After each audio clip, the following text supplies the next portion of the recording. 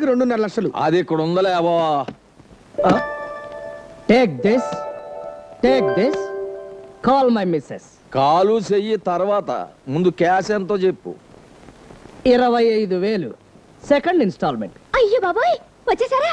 వచ్చేసాని. భర్త గారు, భార్య గారు, భర్త గారు, భార్య గారు, అల్లుడు గారు ఆగండి. అలాగా మళ్ళీ ఏమొచ్చింది? సెకండ్ పేమెంట్ కి హ్యాండ్ వేసేస్తా. రూల్స్ మర్చిపోయారేటి? అమ్మాయి చేత్తో ఫుడ్ మాత్రమే తినాలా. నువ్వున్నావే. నరకాసురుడికి ఎక్కువ, రావణాసురుడికి తక్కువ. నిజమా? అయ్య బాబాయ్, అయ్య బాబాయ్. మా ఫ్యామిలీ విషయాల్లో ఇంటర్ఫీరెన్స్ అయితే శ్రీ పుల్లారావు గారి డెడ్ బాడీకి ఘనంగా ఊరేగింపు జరిగినది. అంత్యక్రియలకి బంధుమిత్రులంతా హాజరయ్యారు. ఈ ఏళ్ళకి ఈ వార్తలు ఇంతటితో సమాప్తం. తదుపరి కార్యక్రమం పాడి పంటలు, పందుల పెంపకం వస్తుంది. ఏమండి, టచింగ్ చేసుకునే అదృష్టానికి ఎలాగూ నోచుకోలేదు. కనీసం అన్నమైనా పెట్టుకుంటాను. రండి. సరే పద, పెట్టుకుందు గాని.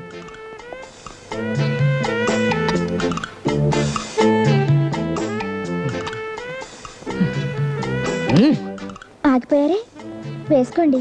చెయ్యే కదా. మరి కరెంటు? పొద్దున్న స్నానం చేస్తుంటే ఫీజు కొట్టేసింది. అయ్యో, మరి చెప్పవే.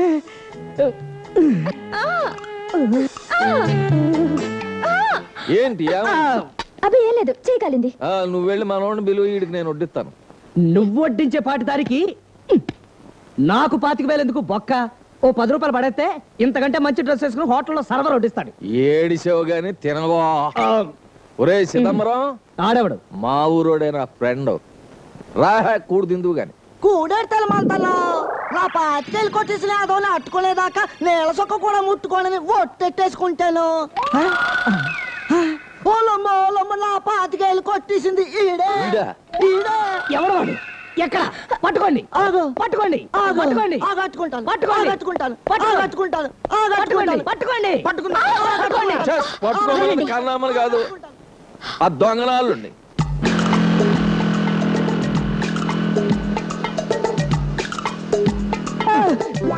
ఎవరా నువ్వు?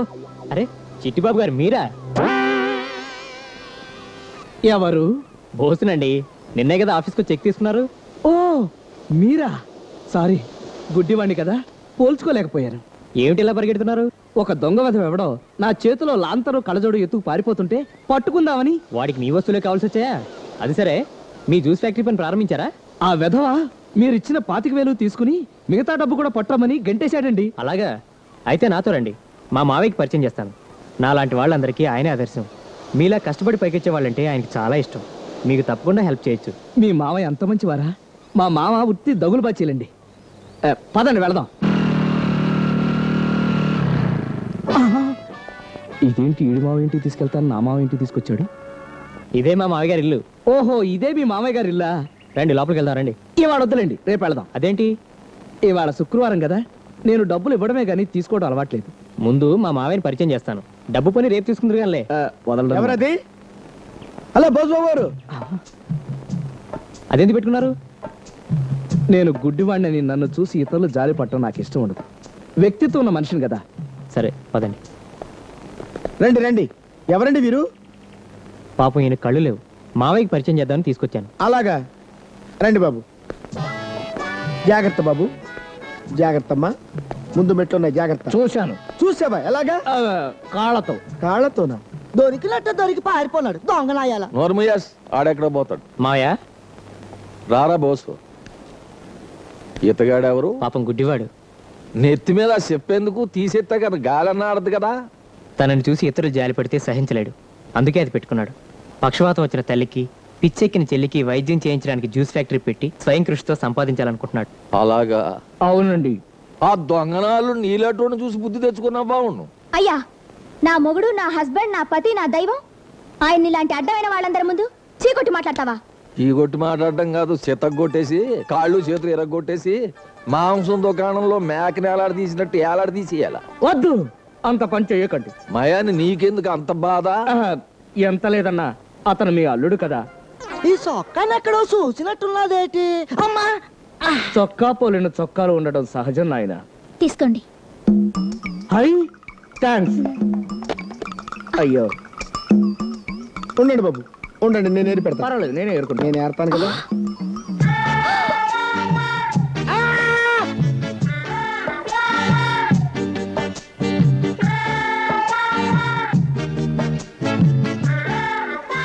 నువ్వా?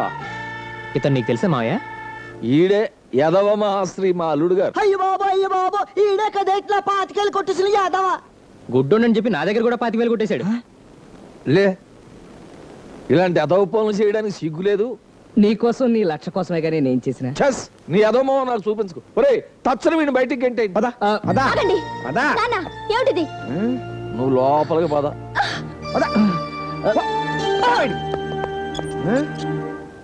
ఇన్ని మాటలు అన్నాడా? ఏ అనడా?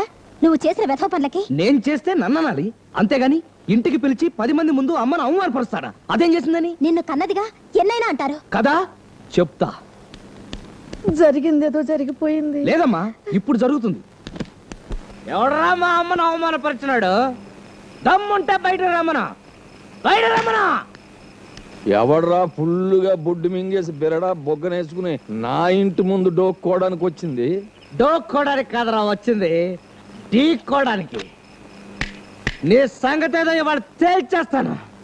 బస్తీ మే సవాల్, మా వాళ్ళ సవాల్. కమాన్, మీ అమ్మను ఒకసారి బయట రమ్మను. ఎందుకు? మా అమ్మను నువ్వు ఇన్సల్ట్ చేసావుగా, ఇప్పుడు మీ అమ్మను నేను ఇన్సల్ట్ చేస్తాను. అది నీ తరం కాదు. ఎందుకు కాదు? ఆవిడ పోయి 20 ఏళ్ళు అయింది. ఏంటి నిన్న గన్న పిశాచి పోయిందా? ఇదిగో, ఇంకొక పాలి మా అమ్మను ఏమన్నా అన్నావంటే నీ మక్కిలు ఎరగదని నక్కల కాలంలో దొక్కేస్తాను. ఎప్పుడో చచ్చిపోయిన మీ అమ్మని ఒక్క మాట అంటేనే నీకంత కోపం వచ్చిందే? బతుకున్న మా అమ్మని నువ్వు అన్ని మాటలంటే నాకెంత కోపం రావాలి? అసలు మా అమ్మ అంటే ఎవరనుకున్నారా? ఎవరనుకున్నావు? అంజలి దేవ లాంటి ధర్మ తల్లి, ఎస్వి రంగారావు లాంటి మా నాన్న చచ్చిపోతే రెక్కలు ముక్కలు చేసుకుని కొవ్వొత్తిలాగా కరిగిపోయి స్టవ్వొత్తిలాగా తరిగిపోయి నన్ను పెంచి పెద్ద చేసి ఎన్టీఆర్ అంత వాడిని చేసింది. అయ్యో, ఏమిటండి ఇది? మీరు తాగుతున్నారా? చీది అవలే ముక్కు చేతి మహానటి సావిత్రిలాగా యాక్ట్ చేయకు. అసలు నువ్వు ఒక ఆడదానివైతే ముక్కామ లాంటి నీ బాబుని మిక్కిలేనిగా భావిస్తావా? ఏమండి? హక్కినేని నాగేశ్వరం లాంటి భర్తని ఆర్ నాగేశ్వరంలా చూస్తావా? ఛై!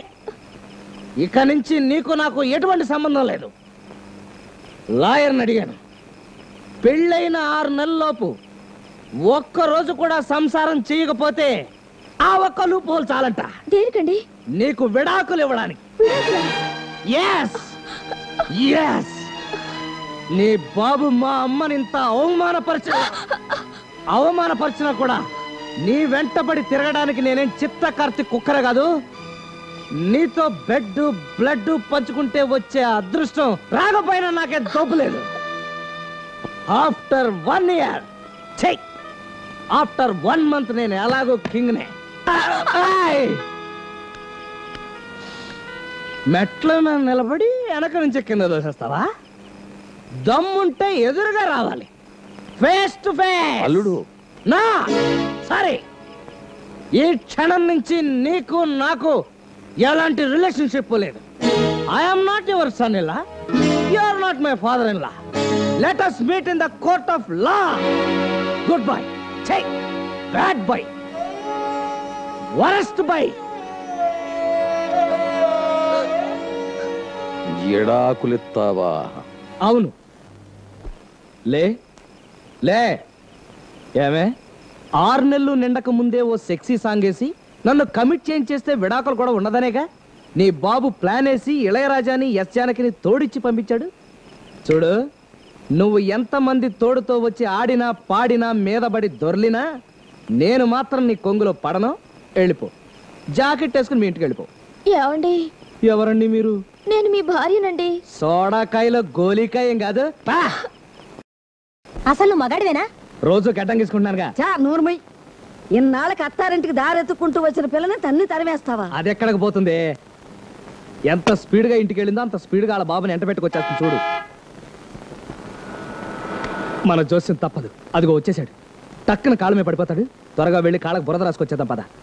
మళ్ళీ లోపలికి వచ్చేస్తాడు. వాడిని బయట నిలబెట్టి 10 మంది ముందు కాళ్ళ మీద పడేసి పరుగు తీసేద్దాం పద.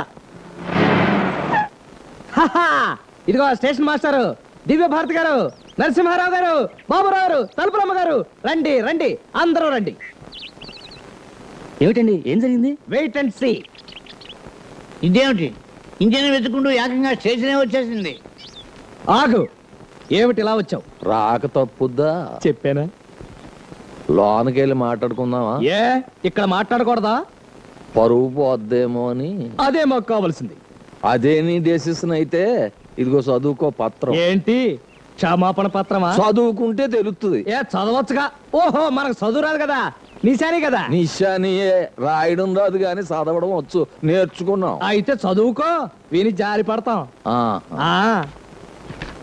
అంగీరస నామ సంవత్సర జ్యేష్ఠ శుద్ధ పౌర్ణమి బుధవారం నాడు గోదావరి గంగరాజు అనే శ్రీ రొయ్యల నాయుడు. ఛై, ఈ వయసులో నీకు మళ్ళీ పెళ్ళే? పెళ్లి నాకు కాదు, నా కూతురికి.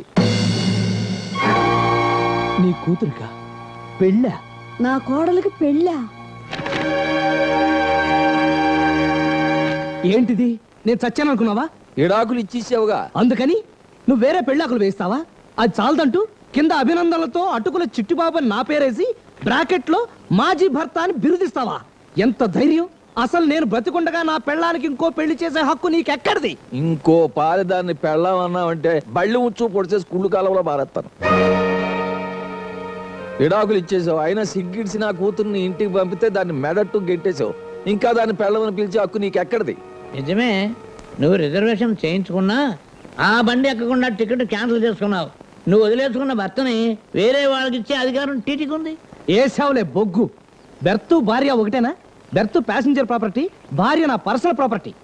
అన్నయ్య గారు, ఇది మన 2 కుటుంబాల పరువు మర్యాదలకి సంబంధించిన విషయం.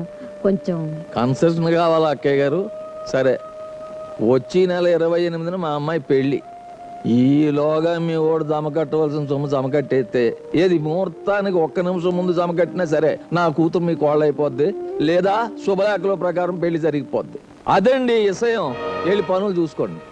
చెస్ కాళ్ళగా బాడేంటి, కడిగేసుకో, గచ్చుపాడవుద్ది.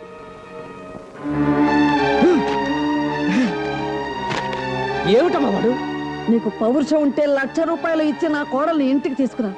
లేకపోతే నీ పెళ్ళాం వేరే వాడిని చేసుకుందనే మచ్చతో పాటు నీ తల్లి ఉరి పోసుకుని చచ్చిందనే అపఖ్యాతి కూడా నీకు మిగులుతుంది. పట్టు పట్టు చెయ్యబట్టు చిన్నదాని చెంగేబట్టు నన్ను నిలుగాచి పెట్టు ఓ పుల్లోడా. హాయ్ కట్టు కట్టు చీరే కట్టు, ఉంటే చూపు దూరేటట్టు, నోరు కాస్త ఊరేటట్టు ఓ బుల్లమ్మ.